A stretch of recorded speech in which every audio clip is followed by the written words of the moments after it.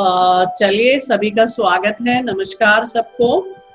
आप लोग स्क्रीन पे देख पा रहे होंगे डॉक्टर दीप्ति कानाडे मुंबई से जुड़ी है हमारे साथ। ये सेशन अभी हम लोगों ने रखा है जिसमें बाल विकास की आज ये बात करेंगी। दीप्ति कानाडे जी पिछले जितना हम 2009 में इनसे मिले थे, अब 10 में याद नहीं आ रहा एग्जैक्टली ईयर, लेकिन उससे कितना पहले से ये इस फील्ड में है ये तो हमें नहीं मालूम। लेकिन हमारे स्टूडेंट्स बहुत सारे लोगों ने अभी फरवरी में ही ये लखनऊ आई थी, तो आप लोगों ने इनका सेशन देखा था। हम लोगों ने साइंस सिटी में जो किया था बहुत ही इंस्पायरिंग था, लेकिन बहुत कम समय था, हम लोग बहुत अच्छे से उसको वो नहीं कर पाए थे। आशा है आज के इसमें आप लोगों को बहुत फायदा मिलेगा। दीप्ति जी का बहुत लंबा एक्सपीरियंस है और मेनली एक न्यू होराइजन ऑर्गेनाइजेशन है, डॉक्टर समीर दलवई जी भी आए थे उस समय पे, ये वहां से जुड़ी हुई हैं और इनका डायरेक्टली काम है इंटेलेक्चुअली चैलेंज बच्चों के साथ। ढेर सारे ट्रेनिंग प्रोग्राम्स भी करती रहती हैं और दिखने में ये जितनी छोटी सी यंग सी दिखती हैं उससे कहीं ज्यादा इनके अंदर ज्ञान और अनुभव है। तो हमें उम्मीद है कि आप लोगों को बहुत इसका फायदा होगा। दीप्ति जी, पाइसम फैमिली की ओर से, डीएड स्टूडेंट्स की ओर से आपका स्वागत है और हम लोग बहुत खुश हैं कि आपके साथ मौका मिल पाया हम लोगों को जुड़ने का। Thank you so much. तो शुरू कर सकते हैं हम लोग। छोटी सी प्रेयर कर लेते हैं। हे परम पिता, हम जहां भी रहें, हम जो भी करें, हमारा मन सदैव आपके चरणों में समर्पित रहे। ओम piece. So we can start now. Just 1 second, I'll get my PPT on. तो क्योंकि आप बीएड कर रहे हैं, आप बच्चों के साथ काम करने वाले हैं, आप टीचिंग प्रोफेशन में है, ये टॉपिक बहुत ही इम्पोर्टेंट है और हमें भी रियलाइज हुआ जब हम इस फील्ड में काम कर रहे थे। तब तक तो हमारी जो ट्रेनिंग थी वो साइकोलॉजी रिलेटेड थी, हमारी प्रैक्टिस भी साइकोलॉजी रिलेटेड थी, तो हम बच्चे की मानसिकता पे ध्यान ज्यादा दे रहे थे, क्योंकि हमारी ट्रेनिंग में उसी को इम्पोर्टेंस ज्यादा था। हमें भी एक चैप्टर था, डेवलपमेंटल साइकोलॉजी एक सब्जेक्ट था, लेकिन वो सिर्फ फर्स्ट ईयर में था और उसके बाद हमने इतना फोकस नहीं किया, क्योंकि बाद में हमारी सारी ट्रेनिंग जो होती है वो डेवलपमेंटल डिसऑर्डर्स या मेंटल हेल्थ के डिसऑर्डर्स पे ट्रेनिंग होती है। लेकिन जब मैंने बच्चों के साथ काम करना शुरू किया 2003 में, और मेरा पहला काम इंटेलेक्चुअली डिसेबल्ड बच्चों के साथ नहीं था, मैंने स्ट्रीट चिल्ड्रन के साथ काम किया था। जो बच्चे सड़क पे रहते हैं, हम उठा के उनको फॉस्टर केयर में डालते हैं, उनकी मर्जी से डालते हैं, जबरदस्ती नहीं डालते, क्योंकि कुछ बच्चों को घर लौटना होता है, कुछ बच्चों को फॉस्टर केयर में रहना होता है। तो वहाँ जो चाइल्ड डेवलपमेंट के बारे में मैंने सीखा वो कोई भी किताब नहीं सिखा सकती, क्योंकि इंडिया में शायद एशिया में सबसे बड़ा जो पॉपुलेशन है, जो बच्चे सड़क पे रहते हैं, घर से भाग के आए हुए हैं, उनकी जो डेवलपमेंट है, फिजिकल हो, मेंटल हो, सोशल डेवलपमेंट हो, इंटेलेक्चुअल हो, काफी अलग होती है। और वहां से मैंने चाइल्ड डेवलपमेंट पे फोकस करना बहुत सीखा, क्योंकि आई लर्न कि जो टेक्स्ट बुक हमें नहीं सिखा सकता वो प्रैक्टिकल एक्सपीरियंस हमें सिखा सकता है। इसलिए बहुत जरूरी है कि आप जब बीएड करिकुलम कर रहे हो तो चाइल्ड डेवलपमेंट इस विषय पे पढ़े और जाके बच्चों को ऑब्जर्व करें। जैसे कोई पार्क हो जहाँ बच्चे खेल रहे हो, कोई नर्सरी हो जहाँ बच्चे स्कूल में जाते हो, या आंगनवाड़ी हो जहाँ बच्चे पढ़ने के लिए आते हो, या कोई रिक्रिएशन सेंटर हो जहाँ बच्चे खेल कूद या रिक्रिएशन के लिए आते हो, मनोरंजन के लिए आते हो, वहां पे जाके बच्चों को ऑब्जर्व करें, उन्हें देखें। क्योंकि ये विषय ऐसा है जिसे आप किताबों से पढ़ के या कोई भी मटेरियल, वेबसाइट, डेटा पढ़ के नहीं जितना समझ सकते, जितना बच्चों को देख देख के सीख सकते हैं, बच्चों को ऑब्जर्व करके सीख सकते हैं। बिकॉज विकास के जो चरण है या विकास के जो माइलस्टोन्स है, जो गोल्स है, वो भले ही सेम हो, यूनिवर्सल हो, सारे वर्ल्ड में सब बच्चे इन्हीं यूनिवर्सल माइलस्टोन्स के हिसाब से, इन्हीं यूनिवर्सल चरण के हिसाब से डेवलप होते हैं, लेकिन उसका जो इम्प्लीमेंटेशन है, उसका जो पैटर्न है, वो हर बच्चे का यूनिक होता है। हर बच्चा बैठने के बाद ही खड़ा हो जाता है, लेकिन हर बच्चा का तरीका बैठने का, खड़े रहने का, आधार लेने का ये अलग अलग होता है। इसे आप जितना ऑब्जर्व करेंगे उतना आप बच्चों के साथ काम करने में, उनके साथ टीचिंग स्किल्स जो आपके मेन कोर्स स्किल्स है उसको इम्प्लीमेंट करने में इफेक्टिव रहेंगे, क्योंकि the more you observe the more you learn about child behaviour and child development.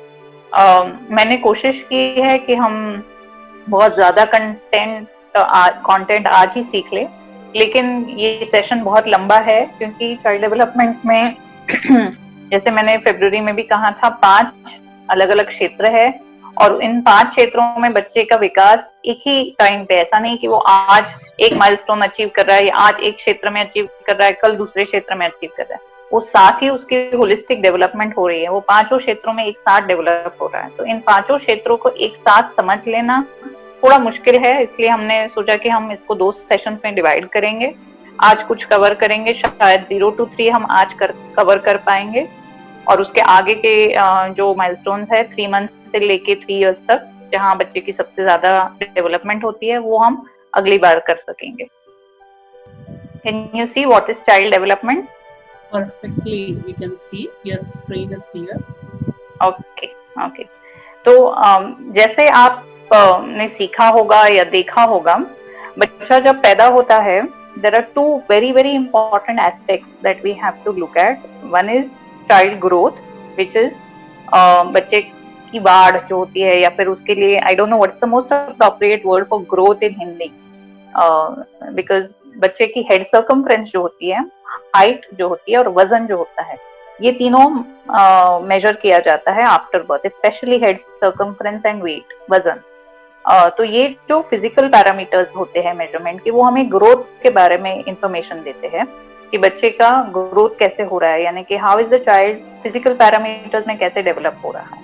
But another very important aspect जो है, जो शायद हमारी कंट्री में अभी कुछ सालों से फोकस हो रहा है, फॉरेन कंट्रीज में ऑलरेडी बहुत सारा डेवलपमेंटल सर्विलेंस होता है, मैंडेटरी चेक्स होते हैं हर 3 महीने में।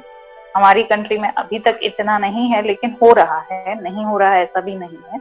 The other aspect is Vikas, that is development, क्योंकि बच्चा जब पैदा होता है, पैदा होने के तुरंत बाद जैसे वजन उसका बढ़ता है, जैसे उसके सिर का घेर जो होता है, जैसे हेड सर्कमफ्रेंस कहा जाता है, वो डेवलप होता है, उसका कद जो है वो डेवलप होते जाता है, उसी के साथ वो बहुत कुछ सीख रहा है, अपने वर्ल्ड के साथ, अपने एनवायरनमेंट के साथ इंटरैक्ट कर रहा है, और उसकी डेवलपमेंट धीरे धीरे होते जा रही है। जो हम देखते हैं बच्चे को कि वो सिर गर्दन संभालने लगता है, बैठने लगता है, खड़े रहने लगता है, ये सारा जो है it is not growth, that is development.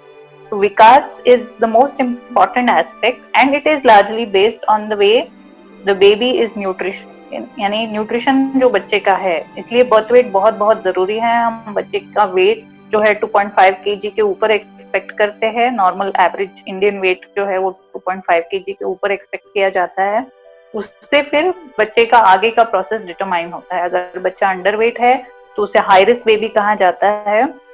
High risk के और भी बहुत सारे फैक्टर्स होते हैं जो शायद हम नेक्स्ट सेशन में कवर करेंगे, लेकिन जो बच्चा वजन से कम है उसे ज्यादा ध्यान दिया जाता है, because it is not about the growth, कि वो वजन बढ़ाना is not the biggest aim, but the weight will determine how well the child develops in terms of his cognitive development, in terms of all his other aspects of development, यानी उसके बाकी के विकास के जो चरण हैं वो ज्यादातर उसके वजन की वजह से ही डिटरमाइन होते हैं, because when the baby is underweight, the baby is malnourished, and when the baby is malnourished, उसके मस्तिष्क का यानी कि ब्रेन का जो डेवलपमेंट है वो सही से नहीं होने वाला है। तो it is called high risk baby, and that is why the whole focus, आप देखेंगे जो आशा वर्कर्स अभी काम करते हैं उनका बेसिक फोकस होता है mother's nutrition and baby's nutrition, कि बच्चे को जो खिलाया जाता है पहले 1 साल में 2 साल में वो ज्यादा से ज्यादा हेल्दी खाना हो और न्यूट्रिशन रिलेटेड कॉन्शियस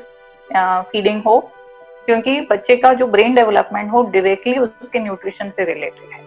तो पहले जीवन के कुछ वर्ष के दौरान मस्तिष्क बढ़ता है और काफी विकसित होता है। तो बच्चा जब पैदा होता है तो आपने देखा होगा उसका सिर बहुत बड़ा दिखता है, right?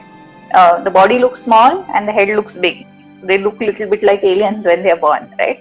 Because the brain is bigger than the body size. It almost occupies 3/4 of the body size. Slow, sorry, somebody's microphone is on. तो धीरे धीरे क्या होता है कि ब्रेन स्कल में जो फ्लूइड होता है वो ड्रेन होकर स्पाइनल कॉर्ड में आने लगता है and that helps the brain come to its accurate size. तो जो ब्रेन में स्कल में फ्लूइड है वो ड्रेन होकर स्पाइनल कॉर्ड में आ जाता है और फिर स्कल को जगह मिल जाती है ब्रेन के डेवलपमेंट के लिए। इसलिए हम बच्चे के ब्रेन का यानी मस्तिष्क का जो घेर होता है वो हर 3 महीने में जब बच्चा वैक्सीनेशन के लिए आता है तो उसे मेजर करते हैं। आपके बच्चे हैं या आपको जब बच्चे होने वाले हैं ये देखिए कि आप जब भी डॉक्टर की विजिट के लिए जाए तो पहले 1 साल में हर विजिट में उसका वजन, उसका कद और उसका हेड सर्कमफ्रेंस, ये 3 चीजें मेजर होती रहे, क्योंकि उससे बहुत कुछ डिटरमाइन होता है, न्यूट्रिशन, ब्रेन डेवलपमेंट और बच्चे के बाकी के क्षेत्रों में विकास। ये तीनों जो है ये बच्चे के हाइट, हेड सर्कमफ्रेंस और वेट पे काफी डिपेंडेंट रहते हैं। तो वेट इसलिए नहीं कि बच्चा बहुत मोटा सा दिखे और जो हर माँ चाहती है कि the baby looks healthy, that is not the goal. The goal is that the baby should be well nutritioned so that the baby's development doesn't get affected, the baby's brain development doesn't get affected. That's the main aim of the baby's weight increasing, right? तो बच्चा एक निश्चित क्रम के अनुसार प्रत्येक चरण से गुजरता है। अभी आपने देखा हो कि चाहे वो बच्चा इंडियन हो, एशियन हो, अमेरिकन हो, अफ्रीकन हो, यूरोपियन हो, कोई भी कंट्री का हो, हर बच्चा जो है वो उसी चरण के हिसाब से, उसी पैटर्न के हिसाब से गुजरता है अपने डेवलपमेंट में। ऐसा कोई बच्चा इस वर्ल्ड में नहीं है जो बिना गर्दन संभाले बैठना सीखा हो या बिना गर्दन संभाले खड़े रहना सीखा हो, क्योंकि that is the basic principle of development कि only when the head is held, that means your spine becomes erect, that's when the brain will give signal to the body that now you can sit up, now you can stand up. If the brain is not, the head is not being held, जब बच्चों में physical विकलांगता यानी कि physical impairment है, कोई भी physical handicap है, उन बच्चों में आपने देखा होगा कि गर्दन संभालने के लिए काफी देर लग जाती है, इसलिए उनके बाकी के सारे माइलस्टोन धीरे धीरे से आने लगते हैं या देरी से चलते हैं, क्योंकि उन्होंने गर्दन संभालना सीखा ही नहीं है। The brain has not got yet the signal that it has to hold the head erect, and once the head is not held erect, the baby cannot sit, the baby cannot stand, the baby cannot walk. तो ये जो pattern है ये universal है, ये कोई भी country का बच्चा हो, कोई भी देश से हो, कोई भी प्रांत से हो, कोई भी ट्राइबल एरिया से हो, अर्बन एरिया से हो, वो इसी पैटर्न में चलेगा। बच्चा अपनी स्वयं की गति के अनुसार विकास करेगा और व्यक्तिगत अंतर की उम्मीद होती है। Now even if this pattern is universal, भले ही बच्चे की ये पैटर्न यूनिवर्सल हो, यहाँ जाने यानी कि सब जगह दिखती हो, कोई भी देश में दिखती हो, the speed of it, the pace of it, it depends according to all other parameters around, like I spoke about growth or weight or head circumference or genetic factors or environmental stimulation. A lot of things determine the pace at which the child will go, which means कोई देशों में या कोई जगहों में हमें देखा है कि बच्चे एकदम 2 महीने के हो जाते हैं तो गर्दन संभालना सीख लेते हैं, कोई कंट्रीज में हमने देखा है कि बच्चे 4 महीने तक गर्दन संभालते हैं। तो हमारा जो रेंज होता है हर माइलस्टोन का, वो हम वेरिएशन के हिसाब से मिनिमम टू मैक्सिमम का देते हैं। आफ्टर 6 मंथ अगर बच्चा गर्दन संभाल ही नहीं पा रहा है, that means there is a delay. तो ये जो है गति का जो मैपिंग है उसके लिए एक रेंज दिया गया है। सारे वर्ल्ड के जो माइलस्टोन चार्ट्स हैं आप उनको देखेंगे तो आपको समझ आएगी कि जो माइलस्टोन का एक पेस होता है वो, क्योंकि अलग अलग कम्युनिटीज में अलग अलग स्टिमुलेशन के हिसाब से, अलग अलग जेनेटिक फैक्टर्स की वजह से पेस अलग होता है, इसलिए वो पीरियड दिया गया है कि a baby can head hold from 2 months to 6 months. But after 6 months, there is no waiting, which means there is a clear-cut delay. Then you cannot say that, oh, we can wait and watch because every child has a different pace. No, the time is lost.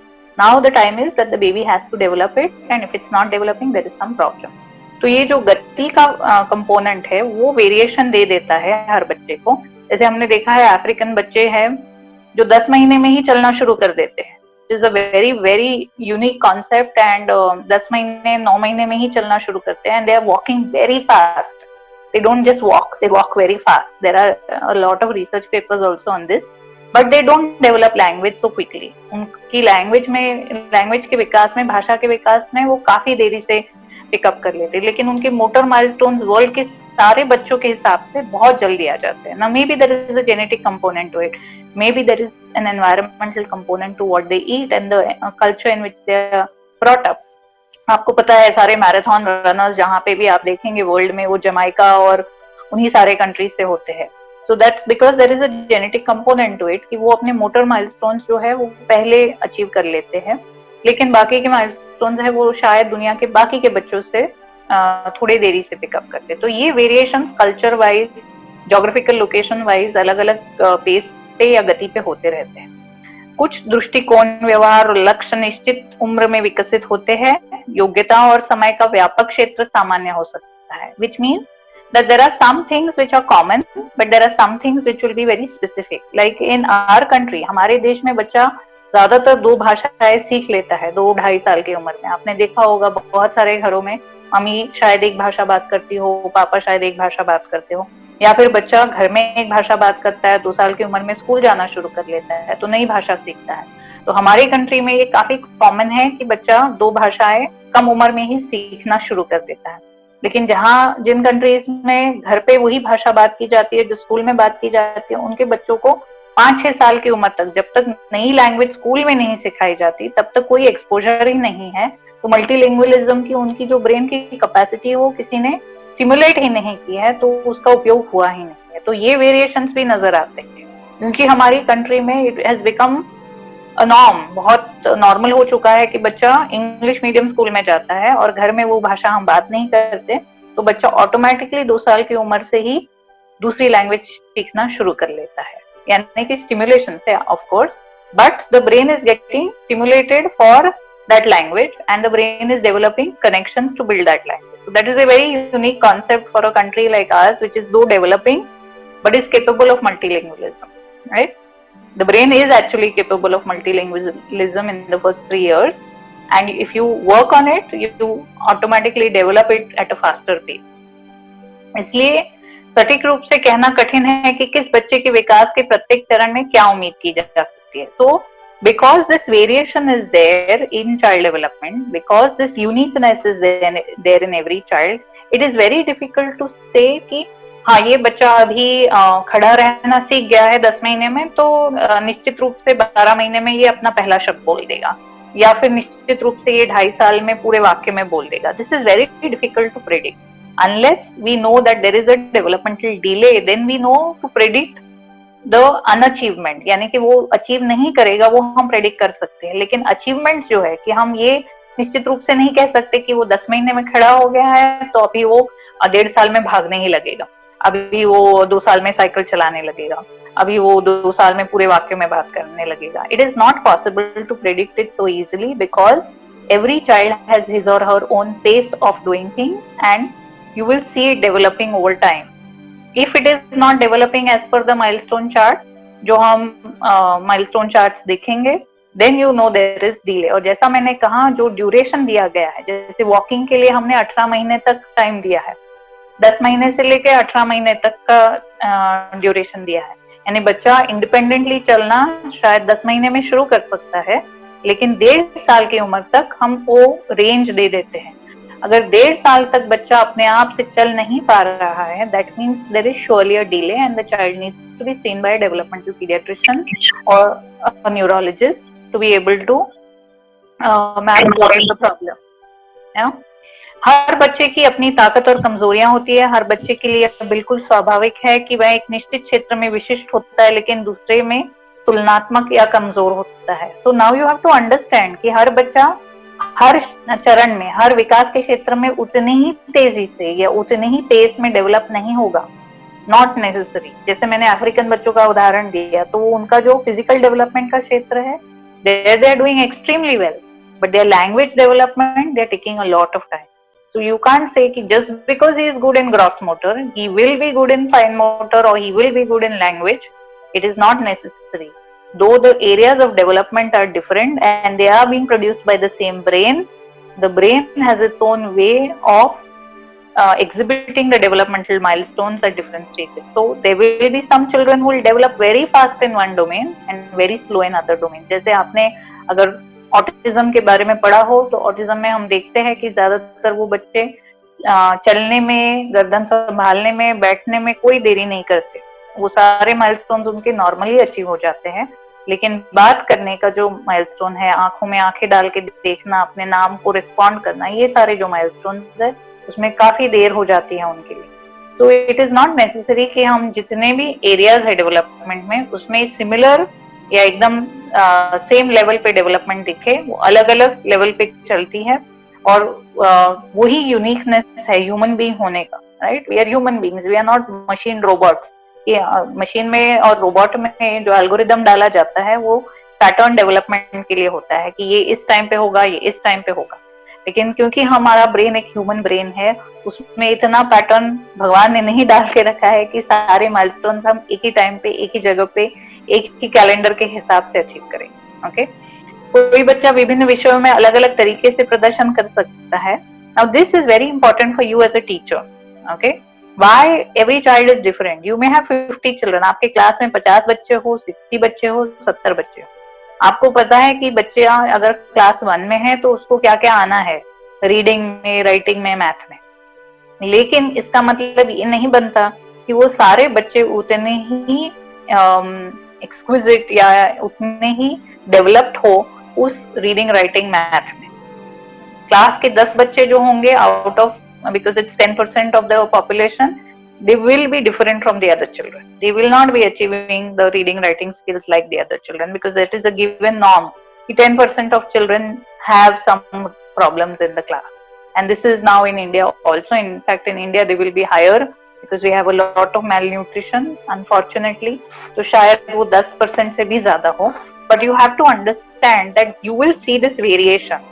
You will not have your whole class, even if you're teaching, आप आपके तरफ से पूरी मेहनत कर रहे हैं बच्चों को सिखाने में, लेकिन इसका मतलब ये नहीं बनता कि आपने बहुत मेहनत की तो आपका सारा क्लास एक साथ, एक तरीके से, एक ही पैटर्न में, एक ही पेस पे डेवलप होगा। सारे बच्चे रीडिंग एकदम बहुत अच्छे से करते होंगे, सारे बच्चे स्पेलिंग अच्छे से करते होंगे, math. It is not possible. There will be variation because the way the human brain is and the way development goes, the pace is different for every child, and the abilities and inabilities are different in every child.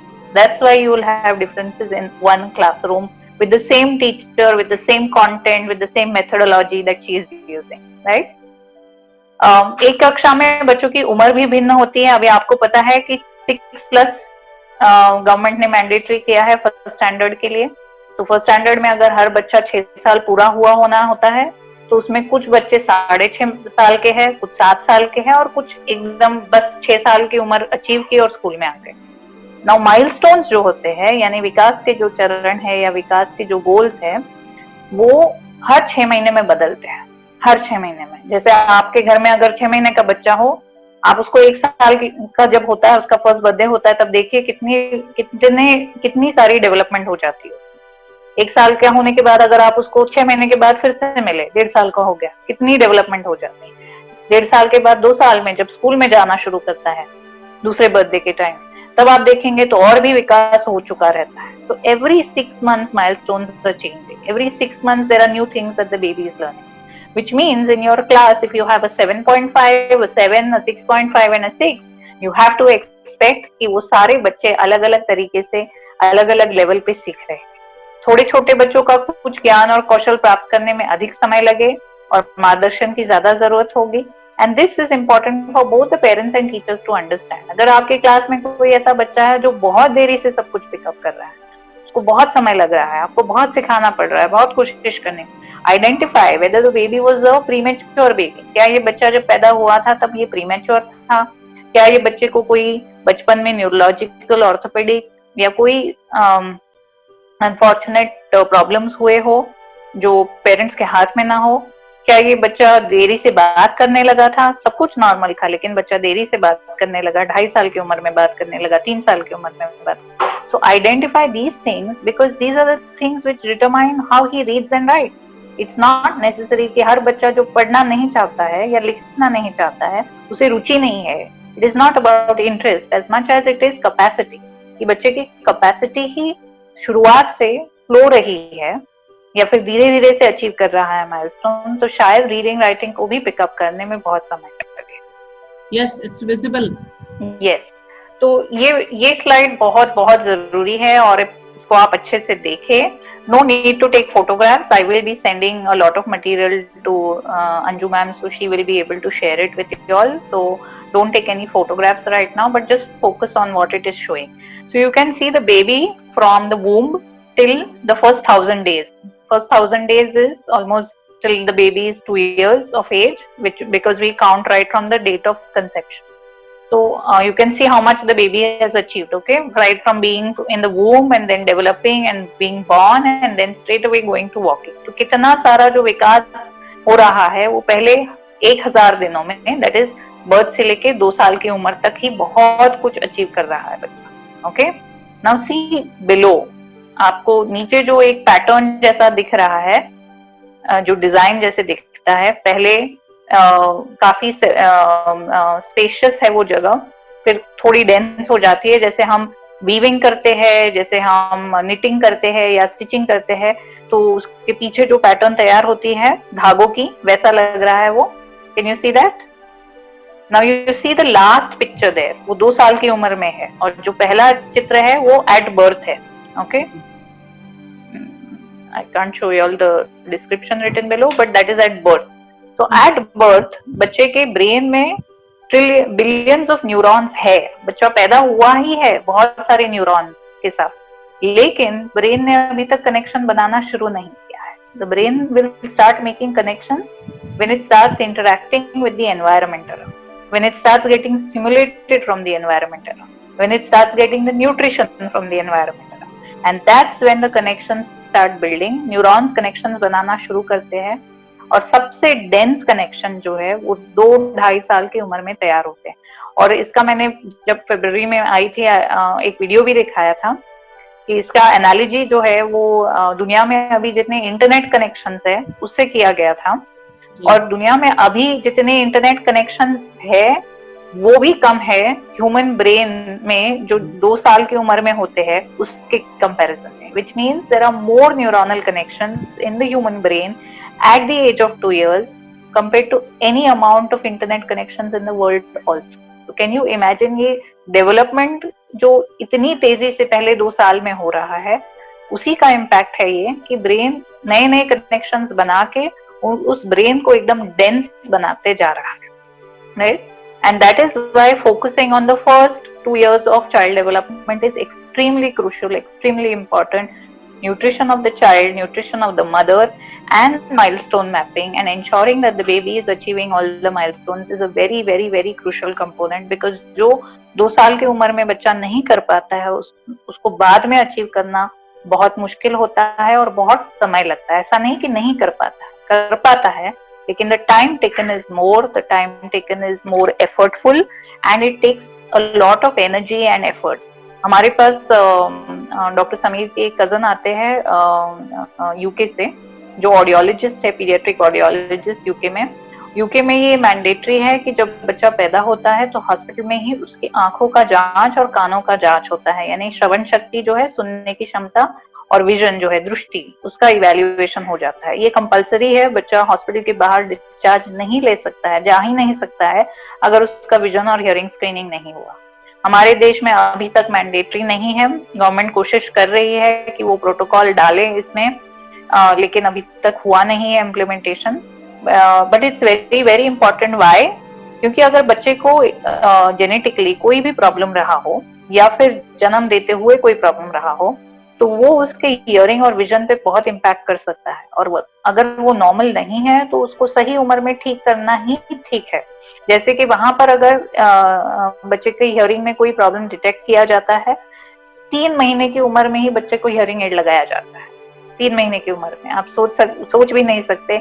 हमारी country में तो साल लग जाते हैं, 2 साल 2.5 साल, जब बच्चा बात नहीं करता तब हम हियरिंग एड के बारे में सोचते हैं, लेकिन उनकी कंट्री में 3 महीने की उम्र में ही बच्चे को हियरिंग एड लगाया जाता है। और उसका फायदा ये होता है कि जब हम बच्चे के साथ बात करना शुरू करते हैं, क्योंकि जैसे बच्चा 3 महीने का हो जाता है, 2 महीने का हो जाता है, हम बार बार उससे बात करते हैं क्योंकि वो रिस्पॉन्स देना शुरू करता है, एक नॉर्मल बच्चा।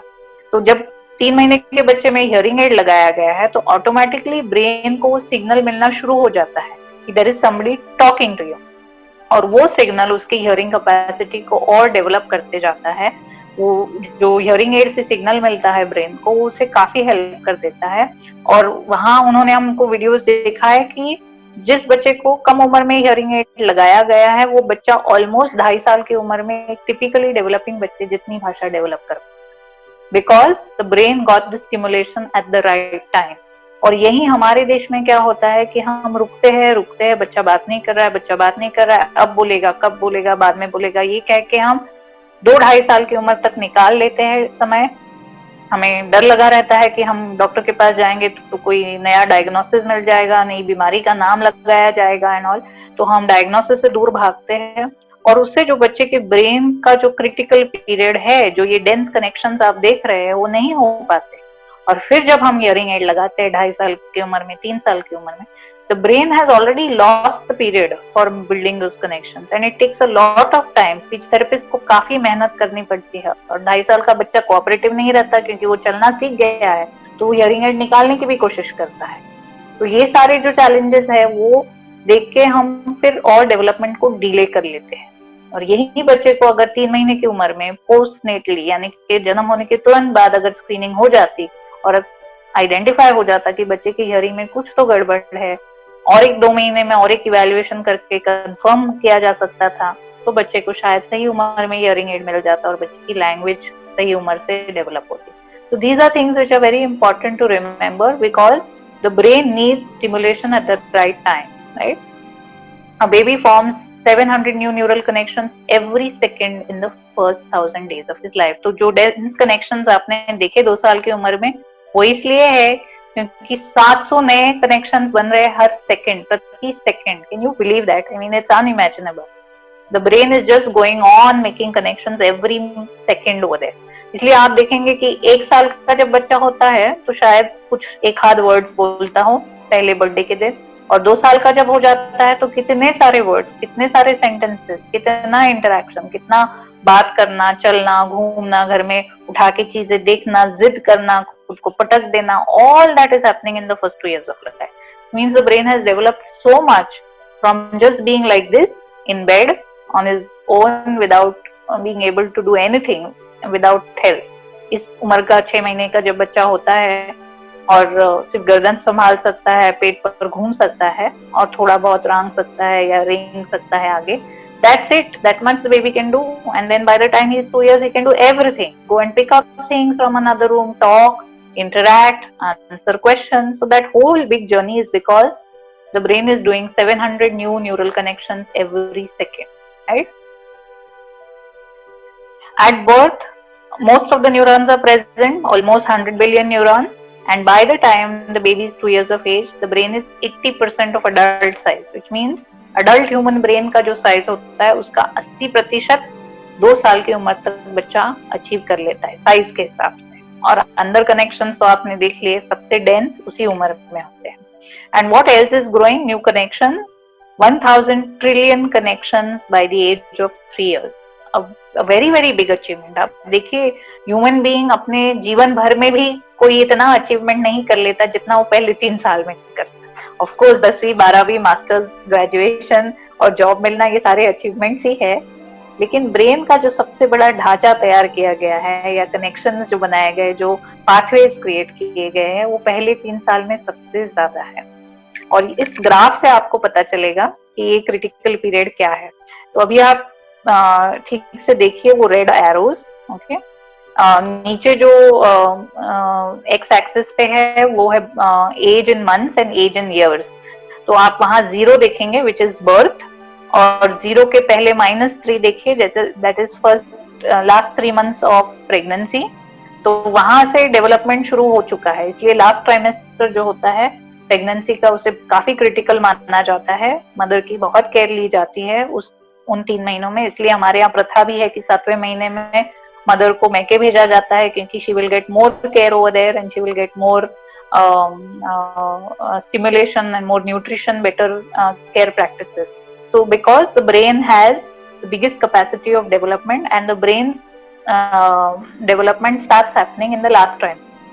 तो आप वहां देखेंगे हिपोकैम्पस यानी कि ब्रेन का जो एरिया है which is responsible for social development, emotional development, की सारा लास्ट 3 मंथ्स ऑफ प्रेगनेंसी में हो रहा है बिफोर बर्थ। ओके, वहां पे आपको एक रेड कर्व दिख रहा है जो बाद में जाके 15 या 16 इयर्स तक डेवलप हो रहा है। That is your cognitive function, यानी कि हमारी जो बौद्धिक कैपेसिटी है, इंटेलेक्चुअल डेवलपमेंट जो है, okay, that starts in the last trimester and goes on right up till the age of 16। इतना बड़ा जर्नी है उसको तय करने, लेकिन वो पीक कहाँ हो रहा है? Can you see it? It is peaking at 2 years of age. The highest part of the peak is between 12 months to 2.53. बाद में वो नीचे चला जाना शुरू होता है, which means it's not that कि कोग्निटिव डेवलपमेंट हो नहीं रहा है, लेकिन वो उस पेस पे या उस तेजी से नहीं हो रहा है जितना वो पहले 3 साल में हो रहा है। Means the brain is developing maximum amount of cognitive function within the first 3 years of life itself, right?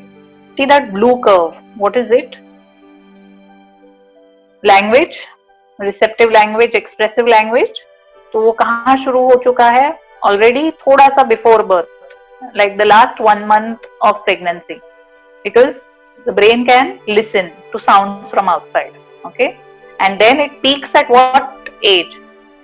First birthday तक, यानी फर्स्ट बर्थडे तक सबसे ज्यादा रिसेप्टिव लैंग्वेज बच्चा पिकअप कर लेता है, सुन रहा है, वो काफी कुछ सुन रहा है, आपकी भाषा, आपके बोले हुए शब्द, आपके घर में जो चर्चा हो रही है वो सब कुछ वो बच्चा सुन रहा है, बात नहीं कर पा रहा है। पहले बर्थडे तक बच्चे बहुत सारे वर्ड्स नहीं बोल पाते, 1-2 मीनिंगफुल वर्ड्स तो बोल ही लेते हैं, लेकिन development of language in terms of vocabulary building, वो सब कुछ brain is absorbing, brain is learning, brain is ticking, right? जो येलो कर्व है वो हियरिंग है और विजन है, यानी दृष्टि और श्रवण है। तो वो कैपेसिटी भी आप देखेंगे लास्ट 1 महीने में बहुत डेवलप हो रही है और पहले 6 महीने में पीक पर है। इसलिए मैंने जैसे कहा कि 3 महीने में उस बच्चे को हियरिंग एड मिल गया तो उसकी लैंग्वेज डेवलपमेंट ऑलमोस्ट नॉर्मल पे आ गई, क्योंकि वो सही उम्र थी उसके ब्रेन को सिग्नल मिलने के लिए। और जब हम 1.5 साल के बाद जा रहे हैं तो कहाँ आएंगे हम? येलो कर्व कहाँ जा रहा है? नीचे। 1 साल के बाद तो काफी नीचे चला जा रहा है, right? Which means there is not going to be much of development of those pathways in the brain. The brain has already peaked by 1 year of age only. So we need to identify these kind of problems early so that we are able to hit at the right time when the brain is accurately available and the brain is available for doing newer and newer connection. और जो ऊपर आपको एक red second वाला arrow दिख रहा है, वहां पर देखिए क्या लिखा है, experience dependent synapse formation, which means brain को जो स्टिमुलेशन मिल रहा है, बच्चे को जो अपने वातावरण से, पर्यावरण से, जो माता पिता से, घर के लोगों से, केयर गिवर्स से, डे केयर सेंटर से, जहाँ पे भी बच्चा रहता हो, वहां से जो स्टिमुलेशन मिलता है, भाषा का स्टिमुलेशन हो, खेल का स्टिमुलेशन हो, खाने पीने का स्टिमुलेशन हो, वो सारा उसके नए नए कनेक्शंस को डेवलप करने में हेल्प करता है। Okay, so it is not कि बच्चा अपने आप से रहेगा तो ऑटोमेटिकली डेवलप होते जाएगा। Yes, motor milestones will develop because there is a need of the brain to sit, stand, walk, but what about the other milestone? और इसके लिए एक बहुत अच्छा मूवी है जो जंगल बुक मूवी है, अगर आपने देखी है तो उसमें आप देखेंगे कि बच्चा जो है, मोगली जो है, वो हमेशा वुल्फ पैक के साथ रहता है, रेडियो के साथ रहता है, राइट? तो उसमें भाषा नहीं डेवलप होती है, he develops the language that the wolves speak. और उसको एक बार जब गांव में जाना पड़ता है, when he goes to the village, he cannot even eat like a human being. He eats like an animal because he has never got this stimulation from a human being of how to eat, how to talk, how to dress, how to speak. None of his training. उसका चलना, उसका शिकार करना, ये सारे जो skills है वो वीडियो के साथ रह के उसने सीखे। और चलना, खड़े रहना, ये तो नॉर्मल है, वो तो अपने आप से डेवलप होने ही वाला है। लेकिन भाषा का विकास, सोशल बिहेवियर जो है ह्यूमन बीइंग का, लैंग्वेज का विकास है, ये सारे जो एरियाज है जो उसे एक ह्यूमन बीइंग बनाते हैं, वो ह्यूमन स्टिमुलेशन से ही ज्यादातर मिलते हैं, right? So these are the areas of development. अभी तक हमने सारा जो देखा वो इन सारे एरियाज में डेवलपमेंट हो रहा है। सबसे पहला जो है वो ग्रॉस मोटर और फाइन मोटर, जो हमें पहले नजर आता है, क्योंकि बच्चा गर्दन संभालने लगता है, सिर संभालने लगता है, बच्चा बैठने की कोशिश करता है, पेट पर घूमने की कोशिश करता है, आगे क्रॉल करने की कोशिश करता है, चढ़ने की कोशिश करता है। आप ऊंचा एक स्टूल दो या ऊंचा एक गद्दा रखो तो उसके ऊपर हाथ डाल के चढ़ने की कोशिश करता है, हाथों में चीजें पकड़ने की कोशिश करता है, दोनों एक हाथ में दो तो दूसरे हाथ में देने की कोशिश करता है, दोनों हाथ साथ में लाने की कोशिश करता है, धीरे धीरे खड़े रहना और चलना शुरू कर देता है। तो पहले एक साल में बहुत सारा ग्रॉस और फाइन यानी संचालक क्षेत्र जो है वो डेवलप होते रहता है। At the same time what they are also developing is intellectual development यानी बौद्धिक विकास, that is cognitive development. And like I showed you in the graph, the baby is learning language. वो बात तो नहीं करता पहले एक साल में, क्योंकि बात करना एक साल के बाद शुरू करता है या 10 महीने के बाद शुरू करता है, लेकिन समझ काफी आ जाती है because it is learning your language. The baby knows when you say कौवा कहाँ है, वो देखता है खिड़की की तरफ, फैन कहाँ है वो देखता है सीलिंग की तरफ, लाइट कहाँ है तो दीवार की तरफ, मम्मी कहाँ है तो मम्मी की तरफ। तो वो पहचानना शुरू कर देता है क्योंकि he knows that what you mean by the word mummy, he knows what you mean by the word papa, right. भाव और व्यवहार, इमोशनल एंड बिहेवियर, राइट, जो डेवलपमेंट है which is again a very very crucial aspect of child development, right. How do you respond to situations?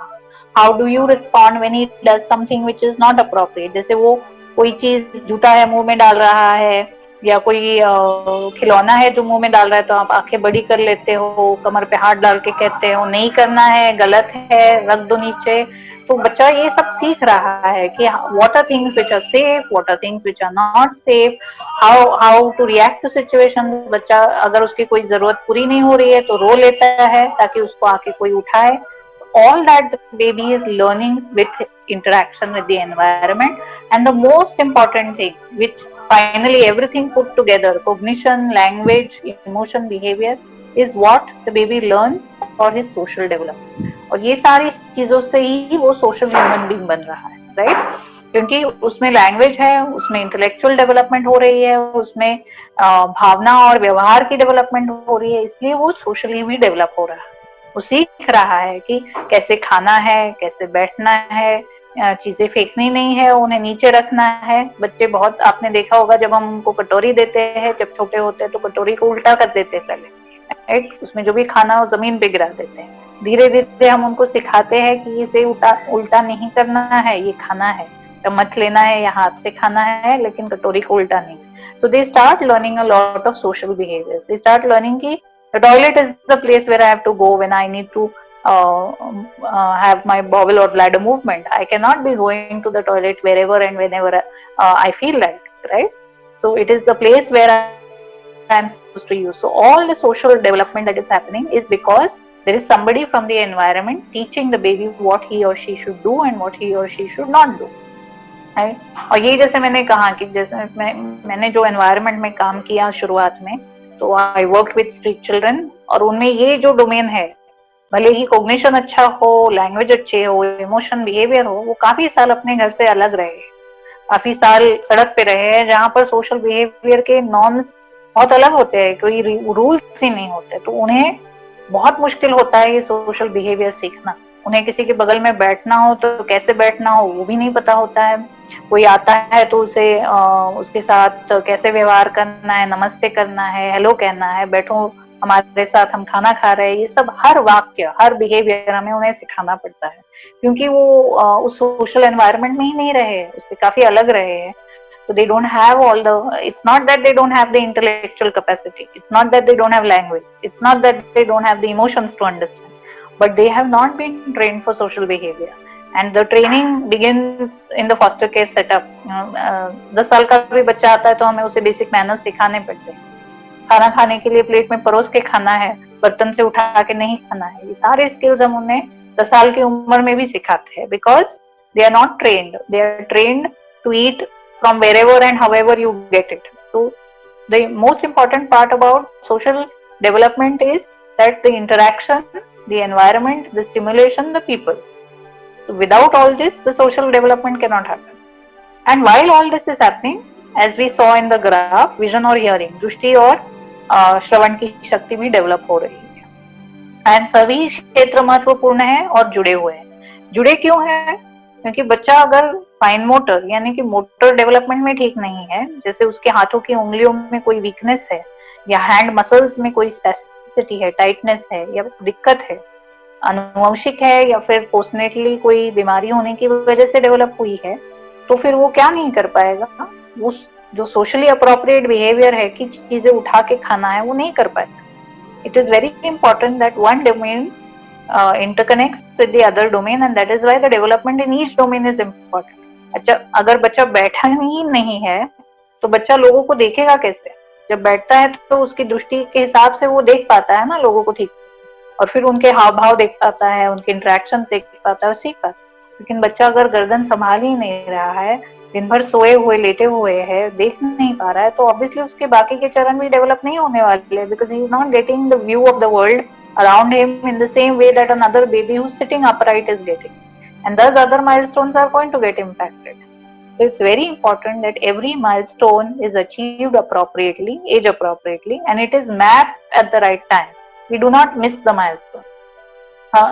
हम university of new Mexico के साथ जो काम करते हैं, जो ट्रेनर्स आते हैं अमेरिका से हर साल, जिनकी वजह से हम पाइसम से इंट्रोड्यूस हुए हैं एक्चुअली, डॉक्टर जेन मैकग्राथ, डॉक्टर पेट्रिशिया और डॉक्टर केट मैकलेन, यहाँ जब हम गए थे और यहाँ देखा था कि यहाँ यूएस में हर 3 महीने में बच्चे की पैदा होने के बाद 3 months, 6 months, 9 months, 12 months, 15 months, 18 months, 24 months, हर 3 महीने और बाद में हर 6 महीने में मैपिंग होता है बच्चे का। उनकी वैक्सीनेशन के जो विजिट्स है वहां पे डॉक्टर को कंपलसरी है कि वो बच्चे के विकास के सारे सवाल पेरेंट्स को पूछे, केयर गिवर्स को पूछे कि बच्चा ये कर पा रहा है क्या, बच्चा भाषा के हिसाब से ये कर पा रहा है क्या, बच्चा फाइन मोटर के हिसाब से हाथों में उंगलियों में ये चीजें पकड़ पा रहा है क्या, ये सारे सवाल पूछे जाते हैं। क्योंकि हमारी कंट्री में पीडियाट्रिशियंस, हेल्थ केयर वर्कर्स को समय काफी कम है, क्योंकि वॉल्यूम ऑफ पेशेंट्स बहुत ज्यादा है। हर ओपीडी में, हॉस्पिटल के ओपीडी में आप जाके देखेंगे 100-150 पेशेंट्स है वेटिंग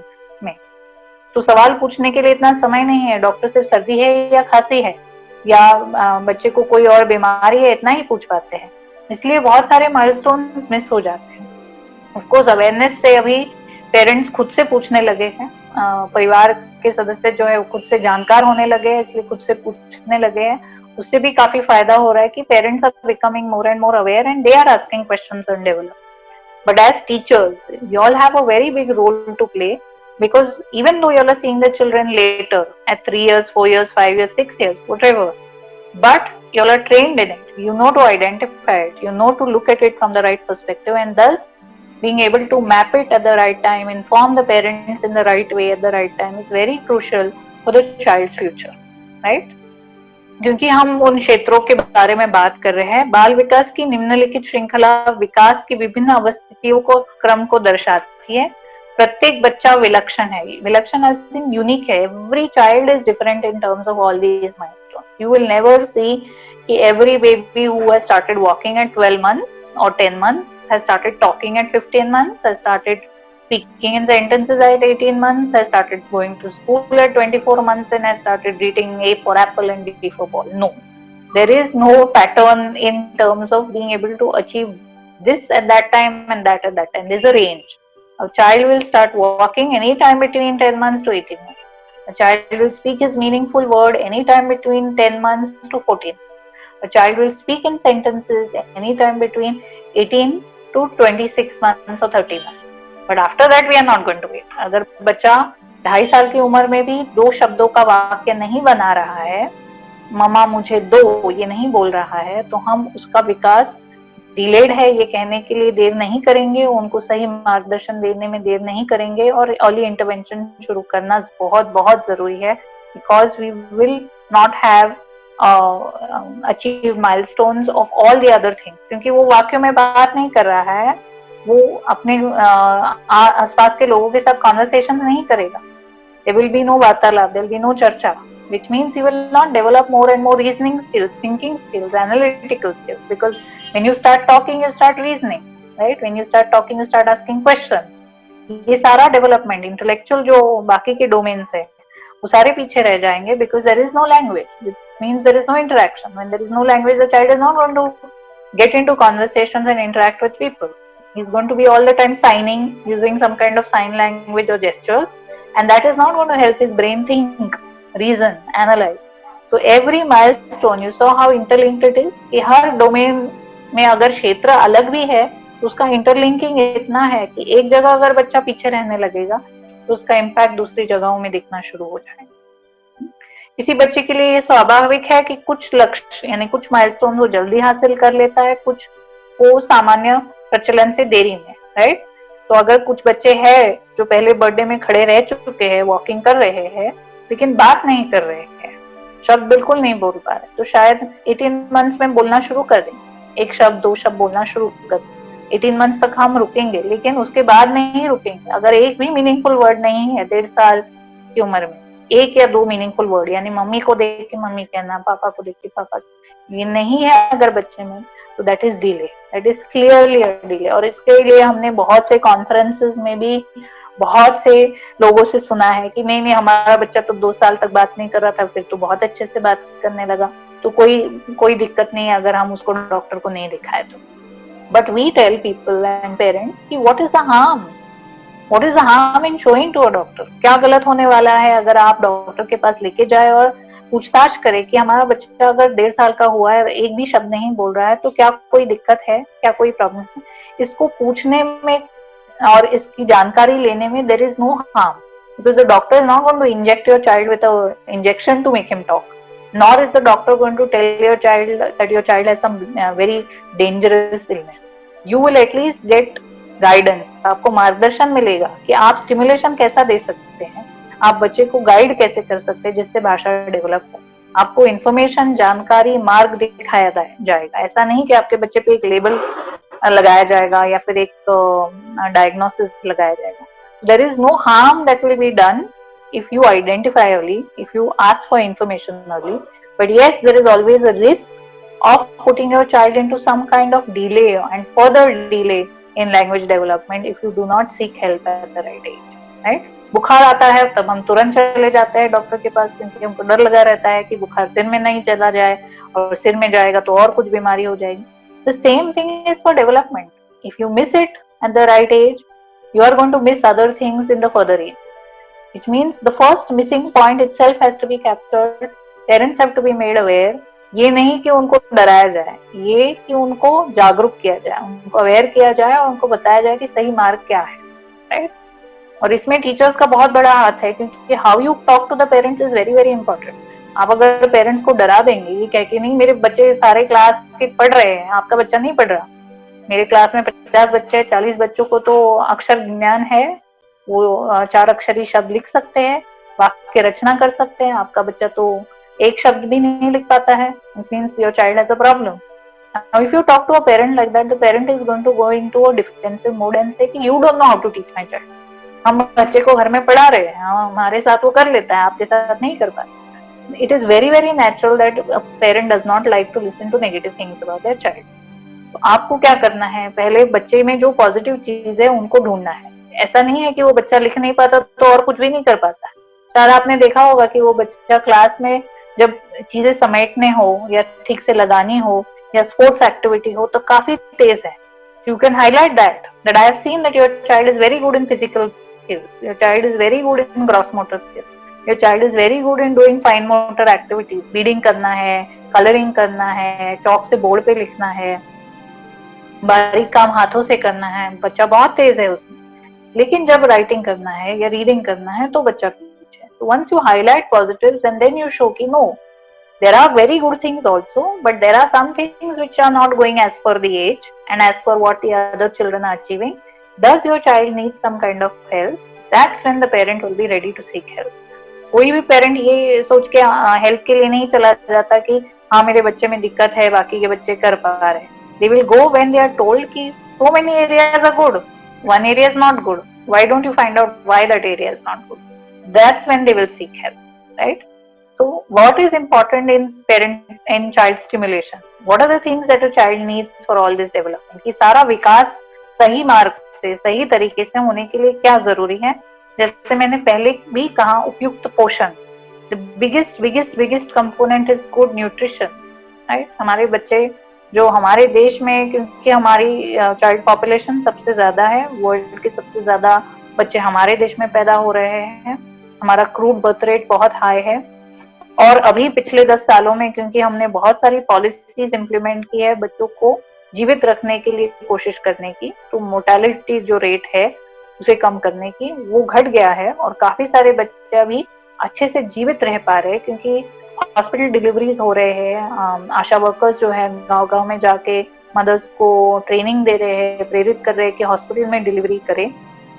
तो उससे जो पोस्टनेटल केयर प्रैक्टिसेस है, प्रीनेटल केयर प्रैक्टिसेस है, वो इम्प्रूव हुए हैं और काफी बच्चे अभी जीवित रह पा रहे हैं। लेकिन जीवित रहने के बाद जो सबसे बड़ा इम्पोर्टेंट कंपोनेंट है उनका पोषण, कि उन्हें सही मार्ग से अन्न मिल रहा है कि नहीं। ब्रेस्ट फीडिंग जो इम्पोर्टेंट है फर्स्ट ईयर में, और 6 महीने के बाद जो हम ऊपर का खाना शुरू करते हैं, वो सही मार्ग से जा रहा है कि नहीं। Why? Because that is not just going to help the weight gain, it is going to help the biggest thing that is developing. क्योंकि एनर्जी जो है बॉडी की, वो बच्चे के उम्र में सबसे ज्यादा ब्रेन यूज कर रहा है। Almost 70% of what food or nutrition the baby is getting, it is being used by the brain. It is not being used by the other parts of the body as much as, because the biggest development is happening there. You saw those neuronal connections. जो dense हो रहा है area, उसको पोषण की जरूरत है, right. पौधा है, जैसे आपने इमेजिन कर लो, एक पौधा है जिसे हम पानी डाल रहे हैं, खत डाल रहे हैं, खाद डाल रहे हैं, सनलाइट में रख रहे हैं, धूप दे रहे हैं, तो उसके जो टहनियां है वो ग्रो हो रही है। इसे ये सब कुछ नहीं मिलेगा तो टहनियां ग्रो नहीं होंगी। तो the brain is doing the maximum job in the first 2 years, and for the brain to develop it needs very very good nutrition. It can be homemade food, it has to be homemade food, but it has to be nutritionally very very viable and strong for the baby to develop. माता पिता और शिशु के बीच सकारात्मक संबंध, very very important component is positive relations between the family members. जो बच्चे war afflicted areas में रहते हैं, जैसे जम्मू कश्मीर में रहते हो या फिर इजराइल में रहते हो जहाँ पे काफी वॉर चल रहा है, ऑब्वियसली वहाँ पे फैमिली रिलेशंस भी काफी अफेक्ट हो चुके हैं, because everybody is in trauma, everybody is in stress, everybody is affected by crisis. तो वहाँ पे बच्चों की जो विकास है वो हमने देखा है कि काफी हद तक काफी डोमेन्स में धीरे धीरे चलती है, क्योंकि they are not getting the positive relations between their parents and the safe environment around them for development. They may have some amount of good nutrition, but there are other things which are being compromised, और वो compromise उनके development पे impact करता है। तो positive relations between parents and a very safe and stable environment, again very important for child development. इसलिए UNICEF, WHO, ये सारी जो organizations है, उनका बहुत सारा काम जो है वो underdeveloped countries में, वॉर अफ्लिक्टेड एरियाज में, क्राइसिस जोन में काफी चलता है, क्योंकि वहाँ पे बच्चों का नुकसान नहीं होना है, बच्चों के विकास में नुकसान नहीं होना है। जब बच्चे को सेफ एनवायरनमेंट ही नहीं मिलेगा तो उसके विकास में काफी दिक्कतें आ सकती हैं। शिशु के विकास के साथ मस्तिष्क की तंत्रिकी सर्किट संरचना में अधिक जटिल और काम में अधिक कुशल हो जाती है, which means you saw that the neuronal connections, the circuits in the brain are becoming more and more strong, and जन्म के 3 साल की उम्र के बीच सबसे ज्यादा तेज विकास वहीं हो रहा है। और भले बच्चा सीख रहा हो, आप सोचेंगे कि 3 साल के बाद तो बच्चा मैथ सीख लेता है, सेंटेंसेस सीख लेता है, रीडिंग राइटिंग सीख लेता है, ग्रामर सीख लेता है, व्याकरण सीखता है, फिर गणित और ये सारे विषय 3 साल के बाद शुरू हो जाते हैं। साइंस जो विषय है वो पहली में शुरू होता है, इतिहास भूगोल के विषय है जो तीसरी कक्षा में शुरू हो जाते हैं। लेकिन वो जो सीखना है, वो जो एकेडमिक नॉलेज है, वो उसके कोग्निटिव अंडरस्टैंडिंग पे डिपेंडेंट है। एकेडमिक लर्निंग जो है वो एक स्क्रिप्ट को पढ़ के समझना है, लेकिन उसके लिए जो बेसलाइन है कि बच्चे की कॉग्निटिव डेवलपमेंट, लैंग्वेज की डेवलपमेंट, सोशल इमोशनल डेवलपमेंट की सारी डेवलप हो चुकी है, तब जाके वो एकेडमिक डेवलपमेंट कर पाएगा। If he does not have good cognition, which mean good absorption, good memory, good retention capacity, how will he learn academic knowledge? So the first 3 years are the most crucial for the brain to pick up all these basic skills. Then only it can pick up the academic knowledge and the academic skills. बच्चे को अपनी पूरी क्षमता के अनुसार बढ़ने और विकास करने के लिए जीवन में के शुरुआती दौर में कुछ निश्चित तत्वों की आवश्यकता होती है। And what are those? सुरक्षित महसूस करना, so it has to feel safe. If a child constantly feels that it is unsafe, which means बच्चा रो रहा है, खाने के लिए कोई नहीं है, बच्चे को भूख लगी है, दूध पिलाने के लिए कोई नहीं है, child is not feeling safe. Child is almost about to fall out of the bed. There is nobody to carry that child. बच्चा झोली से नीचे गिरने वाला है, बच्चे को उठाने के लिए वहां कोई नहीं है.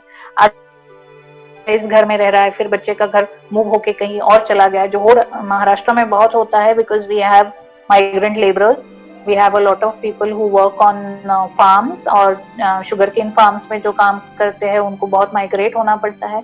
तो सुरक्षित जिस बच्चे को महसूस नहीं होता, उसके विकास में के चरण में कहीं ना कहीं दिक्कतें आना जाहिर है, because the baby is not feeling safe and the baby's brain is constantly occupied about getting milk, about being able to protect itself from danger, and thus the brain cannot focus on other aspects of development, right?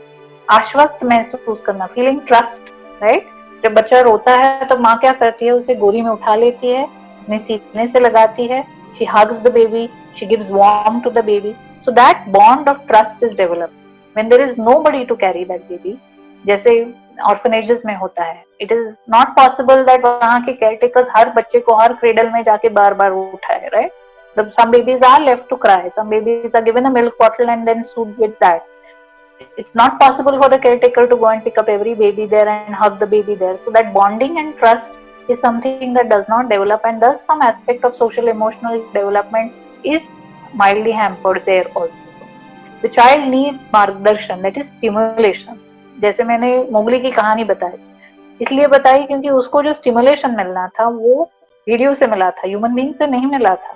So he did not get language stimulation, which is why he cannot speak the language that human beings speak. So stimulation is very important. आप बच्चे को खिलौना दिखाते हैं और बोलते हैं ना कि देखो लाल खिलौना है, इस खिलौने से आवाज आती है, you bang the toy, you make sounds with the toy. What you are doing is stimulation. You show your child fan, you show your child birds, you point out to things. हर नई चीज को आप point out करते हैं, बताते हैं देखो दादी आई, देखो चाचा है, ये कौन है, भैया है. तो बच्चा बात नहीं कर सकता, लेकिन हम उसको सिखाते जा रहे हैं, हम उसको मार्गदर्शन दे रहे हैं. ये स्टिमुलेशन बहुत जरूरी है.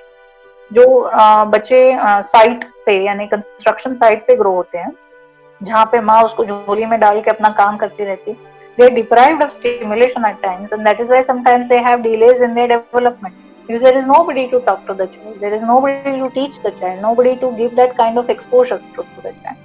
आजादी और बंधनों के संतुलित अनुभव की, this is also very important. The child has to have the freedom to do certain things, but also should have the restrictions. ऐसा नहीं कि दिन भर वो बच्चा मिट्टी में खेलता रहे, उसको कोई कुछ देखे नहीं, उसको कोई कुछ बताए नहीं कि मिट्टी मुंह में नहीं डालनी है, पत्थर उठा के फेंकना नहीं है, ये सिखाने के लिए भी कोई नहीं है.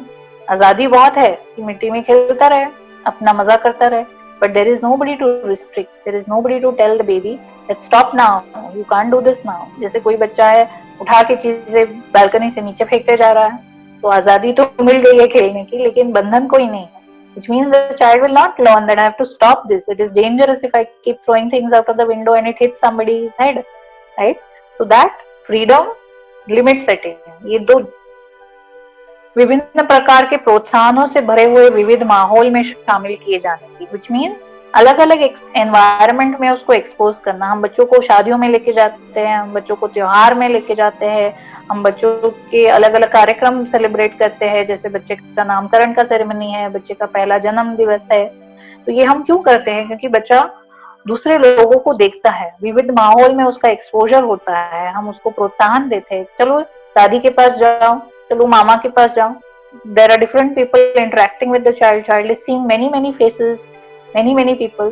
और ये जो अपॉर्चुनिटीज है ये बच्चे को स्टिमुलेट करती है. और इसका हमने बहुत ज्यादा इम्पैक्ट यहाँ देखा है कि इंडियन बच्चे जो है, जो फॉरेन में बड़े होते हैं और फिर इंडिया में आते हैं, वहां पर वे अकेले रहते हैं, मम्मी के साथ दिन भर रहते हैं, ज्यादातर घर में ज्यादा लोग नहीं रहते हैं, और किसी के घर जाना हो तो आपको उसे फोन करके पूछना पड़ता है कि हम आपके घर आए क्या.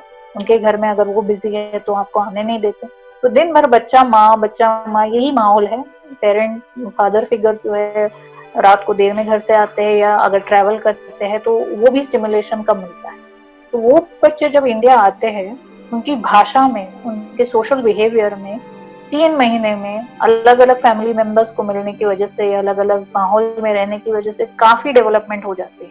तो पेरेंट्स को जब यहाँ आते हैं तो लगता है कि मैडम ये डेवलप नहीं हो रहा है, ये इसमें भाषा का विकास अच्छे से नहीं हो रहा है, इसमें सोशल डेवलपमेंट में। तो हम कहते हैं पहले हम 3 महीने स्टिमुलेशन देख के देखेंगे कि अगर हम नॉर्मल अचीव कर पा रहे हैं स्टिमुलेशन से without really looking at a diagnosis and intervention, सिर्फ नॉर्मल वातावरण में, अलग अलग माहौल में, अलग अलग लोगों के साथ रहने में अगर डेवलपमेंट हो रही है, then we have achieved a lot. And just because the environment changed, the mahol changed, the whole setting changed, and the child got more and more people to talk to him or her, more and more people to stimulate him or her, his development started picking up. So these are also things which are very important. So feeling safe, feeling that you can trust the people around you, feeling that you have somebody to look after you.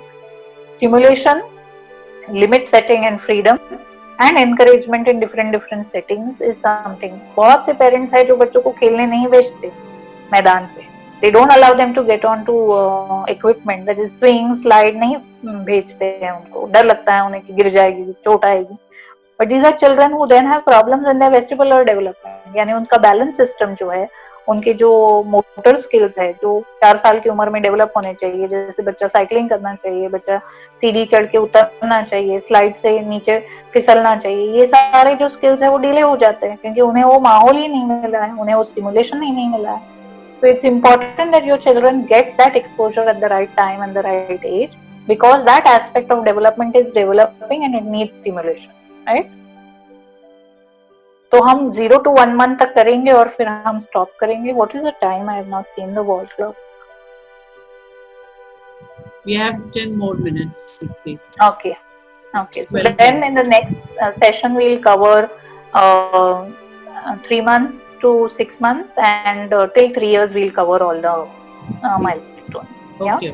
तो जो first month है उसमें आपने अगर देखा होगा, नहीं देखा हो तो किसी के घर में अभी है न्यूबॉर्न बेबी तो उससे देखिए. और if you Anju ji, if you get an opportunity and you have Netflix, then please watch a documentary there called Babies. Okay, it is an amazing documentary made on the basis of researchers, scientists, neurologists. फिर नाम बताइएगा Deepti. Babies, BABIES, Babies. Okay.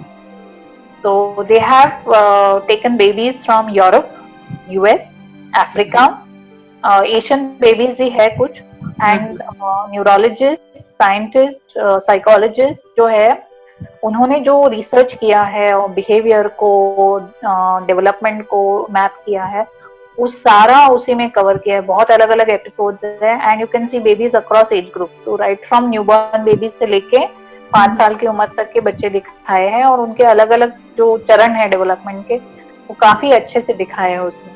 और ये देखना समझना बहुत जरूरी है क्योंकि हम उस नजरिए से अब देखना शुरू करते हैं जब हमें इस क्षेत्र का नॉलेज है. तब तक तो हम बच्चों को सिर्फ देखते आ रहे हैं, लेकिन अभी जब हमें ये नॉलेज है कि इन क्षेत्रों में विकास हो रहा है, these are the 5 main areas of development. अब बच्चा इस उम्र में ये कर पाता है, अब बच्चा इस उम्र में ये कर पाता है, ये जब हम सीख लेते हैं, तब जब हम कोई डॉक्यूमेंट्री या बच्चे को ऑब्जर्व करते हैं, तब हमारा नजरिया बदलता है and we observe more information because we can see it from the right lens now, right. तो 0 to 1 month का जो बेबी है, आपको लगता होगा कि कुछ नहीं कर पाता है, सिर्फ लेटे रहता है, दूध पीता है, सो जाता है. But there is a lot that this baby is also doing. In the first month, the baby is watching people. आपने अगर देखा होगा, आंखें खोल के देखता है अच्छे से, right? It can watch, it can move its vision from side to side. वो side to side vision move कर लेता है. If the mother walks in the room from one end to the other end, वो track करता है mother को, okay?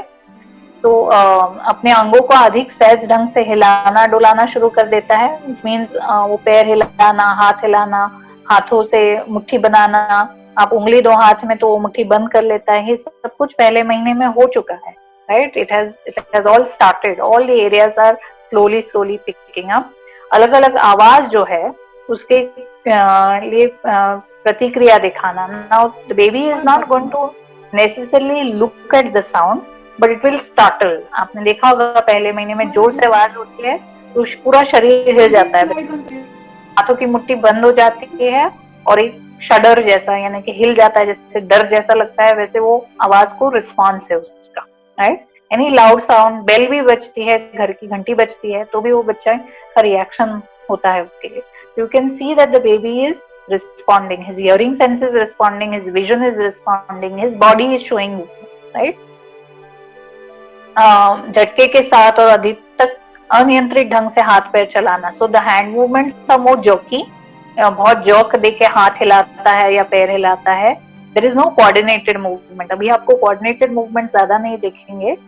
पेट के बल लेटे होने पर सिर को थोड़ा सा उठाना. तो अगर आप बच्चे को कपड़े पहना रहे हो, उसको पेट पे सुला दो 1 महीने के बच्चे को, तो थोड़ा सा सिर ऊपर ऊपर करने लगता है. गर्दन संभाल नहीं पाता है अभी तक, नीचे गिर जाता है फिर से सिर, लेकिन वो सिर को, नाक नीचे दबी नहीं जाए इसलिए नाक को ऊपर उठाना सीख लेता है. ज्यादातर समय हाथों की मुट्ठी बनाकर रखता है बच्चा, लेकिन यदि उसके हाथ में किसी चीज को रख दो तो उसे पकड़ना शुरू कर देता है. वो एक्चुअली पकड़ नहीं है, सिर्फ वो मुट्ठी बंद करने की कोशिश करता है. तो आपको लगता है मेरी उंगली पकड़ रखी है, पकड़ रखी है, but baby just knows fisting. तो ऑटोमेटिकली कुछ भी रखो हाथ खोल के तो वो फिक्स कर लेता है. हाथों को मुंह और आंख के पास लेकर आना. बार बार मुट्ठी जो है वो मुंह के पास चली जाती है या आंखों के पास, इसलिए हम बच्चों के हाथों पे वो ग्लव्स पहना के रखते हैं, because their nails are sometimes big and growing fast, so there is the danger of they hurting the eyes and all. तो वो शुरू हो जाता है. और हमारे यहाँ जो प्रथा है आपने देखी है, कपड़े में बांध के जो रखते हैं बच्चों को, पूरे हाथ और पैर टाइट करके रखते हैं, जो दाई माँ आती है और करती है. हमें लगता है टू अभी के जमाने की लड़कियों को काफी डरावना लगता है वो, but it is very important, very very important, because it gives a lot of warmth to the baby. It gives a lot of warmth, and that warmth helps in development. That warmth helps in getting good sleep. That warmth helps in nutrition. That is nutrition for the brain. Okay, so that wrapping is healthy. Of course, it has to be done properly. It should not be tightened up so much that the baby is not able to breathe. It has to be done appropriately, and it with neat, clean cloth. Right. अचानक शोर सुनकर अथवा हिलने डुलने पर चौंक जाना. तो अगर बहुत शोर हो या बहुत जोर से बच्चे को हिलाया जाए तो वो डर भी जाता है, चौंक जाता है, right. And the baby can start crying very loudly also, because it can not assimilate that kind of loud stimulation or heavy rocking and all. So these are things that the baby develops in the first month. The journey is extremely beautiful, and this is about his vision and hearing. तो vision 8 से 10 inch की दूरी तक ही वो देख पाता है. तो बहुत से पेरेंट्स को लगता है कि हम दूर बड़ा रेड कर्टन लगाएं कमरे में तो बच्चा देख पाएगा. फर्स्ट मंथ में इतना दूर तक नहीं देख पाता. The vision is maximum 10 inches away, which means you have to come very close to the baby for the baby to look at you and focus on your face. You can't stand far away. वो बच्चा बिस्तर पे हो, आप दूर खड़े रह के पुकार रहे हो, आप सोचोगे कि बच्चा आपकी तरफ देखेगा, नहीं देख पाता है, क्योंकि विजन का जो डिस्टेंस है वो उतना डेवलप नहीं हुआ होता है फर्स्ट मंथ में. आपको नजदीक आना पड़ता है बच्चे के, तभी वो आपके आंखों में फोकस कर पाता है, आपके फेस को देख पाता है. मनुष्य के चेहरे अथवा बड़ी वस्तुओं को थोड़ा अनुसरण करना. सो फैन को देखते रहते हैं बच्चे बहुत बार, आपने देखा होगा, 1 महीने का भी होता है. तो because that's something which is rotating all the time, so they are constantly focused there. And if you tie something, जैसे हमारे यहाँ वो बच्चे के क्रेडल में या फिर उसके बेड में, झूले में वो ये लगाना, गोल गोल घूमने वाली चीज लगाना, उसे देखते रहते, because again that is with in the range of 8 to 10 inches. Hearing capacity is developing. जैसे मैंने कहा, बहुत ऊंची आवाज हो तो उसके ऊपर वो स्टार्टल्ड रिस्पॉन्स जो है वो आता है, because they can hear, there is hearing sensation that is there. आंखों को झपक कर, अंगों को हिला डुलाकर अथवा अपने क्रियाकलापों से उन्हें बंद करना. So they might even close their eyes. That startle response is not just with the body. Sometimes they will just close their eyes and open them again when there is a sound, right? Even if you rock their cradle a little more, झूले को अगर जोर से हिलाए, so they get overstimulated, they get scared, they will close their eyes and open again, right? So these are their responses. Their responses to hearing, balance, body movement, vision. Okay? माँ की आवाज और हल्का संगीत सुनकर खुश होना. So you will see that little smile coming in. Okay, and the mother says something or the mother sings a song. It's not the social smile. The social smile starts developing at 1.5 to 1. It comes in the next month. But right now, that little bit of response, that little bit of looking at the mother and giving the smile is what starts developing. Right? Social development is happening. So it's smelling the mother. Okay. तो माँ जब उठाती है तो बच्चा रोना बंद कर देता है, because it can smell the mother, can smell especially the breast milk, and it knows that the mother is going to now start feeding me when she is carried.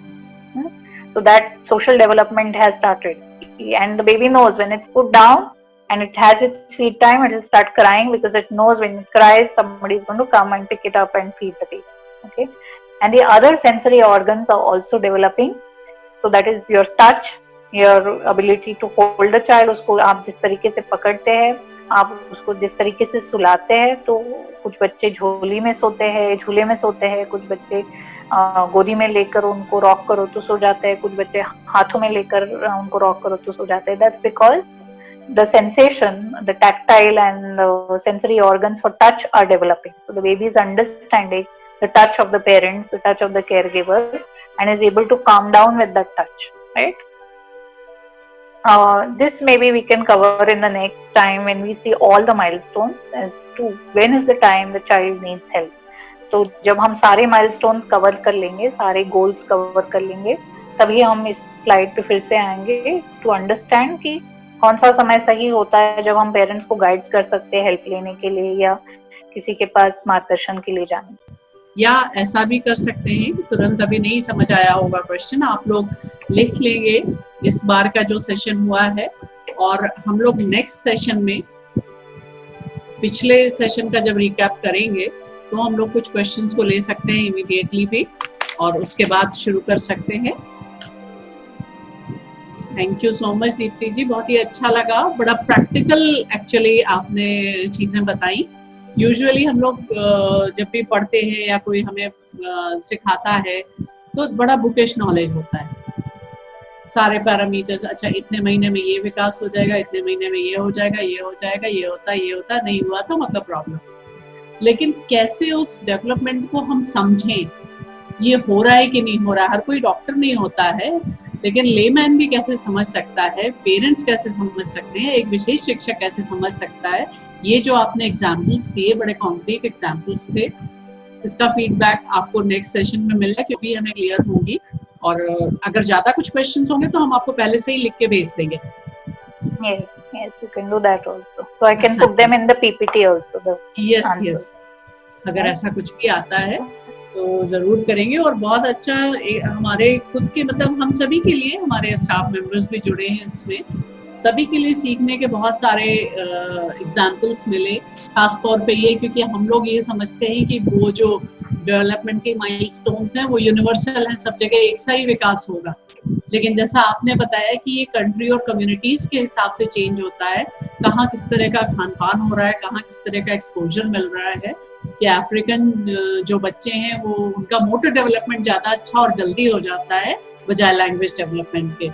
और ये सही बात है कि यहाँ हम लोग इंडिया में तो सचमुच मिनिमम 2 लैंग्वेजेस तो आती ही. और बच्चा बहुत कम उम्र में वो सीख जाता है, खास तौर पे अगर हिंदी के अलावा कोई और घर में अगर बोली जाती है. तो अभी तक किसी का आई विजिट श्रीलंका. मैं श्रीलंका में ट्रेनिंग करती हूँ हर साल जाके. तो श्रीलंका में ज्यादातर बच्चे सिन्हाला जो उनकी मातृभाषा है उसी में एजुकेशन करते हैं. जो सिर्फ एक सर्टेन क्लास ऑफ लोग है वो इंग्लिश मीडियम जाते हैं, लेकिन majority of children in Sri Lanka go to Sinhala school. तो उन्हें भी ये समझ के, ये सोच के आश्चर्य होता है कि इंडिया के बच्चे 2 साल की उम्र में इंग्लिश भाषा सीखना शुरू करते हैं. दे आर ऑल्सो अमेज्ड, क्योंकि मैंने जब बच्चों का वहाँ इवैल्यूएशन किया, मुझे सिन्हाला आती नहीं तो मुझे ट्रांसलेटर को बगल में बिठाना पड़ा. एंड इंडिया के बच्चे कैसे एप्पल भी समझ पाते हैं, राइट? बिकॉज स्कूल में टीचर बैट बोलती है, एप्पल बोलती है, एरोप्लेन बोलती है, ये सारे इंग्लिश वर्ड्स तो बच्चे की वोकैबुलरी में कार्टून से बोलो या कहीं से बोलो तो आ ही जाते हैं. लेकिन वहां पर मुझे एक भी वर्ड, यस इवन मदर्स, वहां पे एक भी वर्ड मैं इंग्लिश में बोल रही थी तो baby was looking at me as if you know I am talking the foreign language. And I was like sorry, India में तो हर बच्चा ये इंग्लिश वर्ड समझ पाता है. तो क्योंकि वॉच के लिए हम बहुत बार इंग्लिश वर्ड भी यूज करते हैं, घड़ी यूज नहीं करते, घड़ी के लिए वॉच बोलते हैं. तो वहां पे उन्होंने कहा कि यहाँ पे इंग्लिश वर्ड बिल्कुल नहीं यूज करना, क्योंकि यहाँ के बच्चों को एक्सपोजर ही नहीं है. वो सिन्हाला के अलावा कोई भाषा समझते ही नहीं है, तो वो आपकी भाषा बिल्कुल नहीं समझ पाएंगे. आपको ट्रांसलेटर की जरूरत हर जगह पड़ेगी. we are that way very fortunate कि we are हाँ, teaching our children 2 languages at a very early age and we are stimulating them in the right direction. और ये सेशन देख के ये भी लगा कि आपने अपने बेटे का डेवलपमेंट कितने अच्छे से एंजॉय किया होगा जब ग्रो कर रहा होगा, वो हर चीज Yes. को रिलेट कर पाए होंगे तुरंत, being a Yes. Psychologist. Yes, yes, yes. चलिए, And though I found human development as a very boring subject when I first did it. हाँ, तो, हाँ, क्योंकि जो आपने कहा ना अभी टेक्स्ट बुक नॉलेज जैसे हाँ, सिखाया जाता है, it is very boring to study this subject from the textbook. Very boring because you can't by heart milestones. It's very Yes. difficult to by heart. yes, You have to just keep going and watching children all the time. आप Yes. बच्चों को जितना देखेंगे observe करेंगे milestones आपके automatically by heart हो जाएंगे। आप फिर बता सकेंगे कि किस उम्र में बच्चा क्या कर पाता है जी, बिकॉज जी। आपने उतना बच्चों को ऑब्जर्व किया है। जी, और तुरंत आप समझ पाएंगे कि ये डिलेड है या नहीं है इस Yes. respect, Yes. हाँ। तो स्पेशल एजुकेशन तो बेसिकली है ही यही, प्रैक्टिकल ही है मेनली। Theory Yes. तो केवल इसलिए पढ़ना जरूरी है कि उस प्रैक्टिकल को हम समझ सके, अदरवाइज तो हम लोग का काम ही यही है। तो thank you so much Deepti. तो नेक्स्ट फ्राइडे हम लोग फिर मिलेंगे, is it all right? Yes. और टाइम यही ठीक रहेगा आपके लिए, 11 to Yes. 12:30? 12:30. Yes. Thank you. Okay. Thank you very much. Thank you for. Of course.